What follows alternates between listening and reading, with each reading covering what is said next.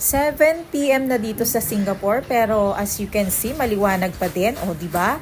Kung dyan sa Pilipinas, malamang kinain na ng dilim ang kapaligiran. So ngayon, magdi-dinner kami. Ang kakainin namin ay Indian food. Ang sarap, ang masarap na roti prata. Ayan. So napansin namin yung buwan, ang ganda-ganda. Kaya ayan, kinuhaan muna namin ng picture tsaka video. Tapos ito another buwan ang nasa inyong harapan. Yung mukha ko.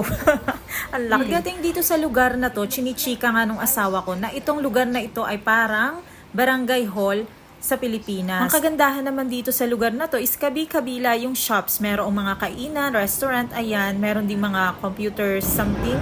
Yung entertainment, ganyan. Ayan, nandito na nga kami at tumitingin na nga ako sa menu. Pero sa dinami-dami ng pagpipilian, isa lang ang alam ko dyan. So, ayun, pumili lang ako nung gusto ko. And then, sabi ko doon sa asawa ko, siya na ang bahala doon sa iba. Nung first time ko nga matikman itong pagkain na ito, ay hindi ko nagustuhan dahil napakatapang ng lasa. Tapos, nung mga sumunod na pagkain ko ulit, dahil nga paborito ito ng asawa ko, so tinikman ko ulit. And then, from that, na-appreciate ko na siya. At masarap nga naman pala. At ngayon, hindi ko sukat akalain na si Yuna ay magugustuhan din niya pala ito. Ang alam ko, kakainin niya yung tinapay, pero hindi ko sukat akalain na magugustuhan niya rin yung curry.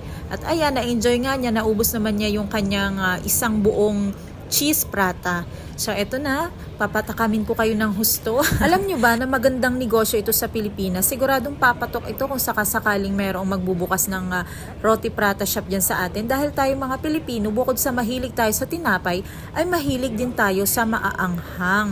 Nung nasa Pilipinas nga yung asawa ko, ay ginagawa niya ito, niluluto niya to, pang merienda lang namin. Minsan naiisip ko na gusto ko magkaroon ng ganitong klase ng tindahan, yung tipong tambayan lang, tapos parang, alam mo yun, yung mga tropa pips mo, tatambay, kakain doon sa shop ko. Kaya lang, syempre sa ngayon, hindi pa dahil mas gusto ko ang mag-crochet. Ayun. At natapos na nga po ang dinner namin na as in, solve na solve, lalo na yung asawa ko.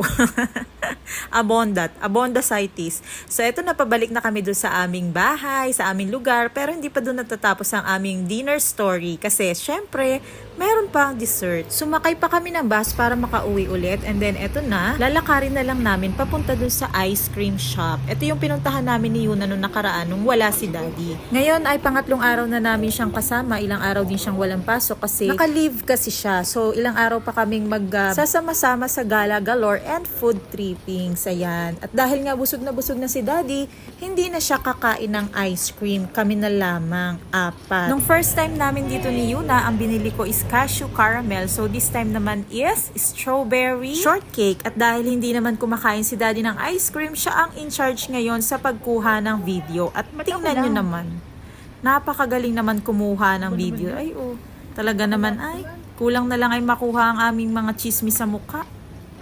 Ten, teren, teren, ten, teren. Tugs. At doon na nga natapos ang aming ice cream story. So, dumaan muna kami sa grocery para bumili ng cherry sana. Kaya lang parang wala yata kami nakitang cherry sa araw na ito. Ay, sa gabing ito pala. So, ito si Yuna, hindi mawawala ang kanyang paboritong snacks. At isa nga yan sa kanyang nasa listahan. At eto na, tapos na ang aming pamimili. Kaya naman maglalakad na kami pauwi sa bahay.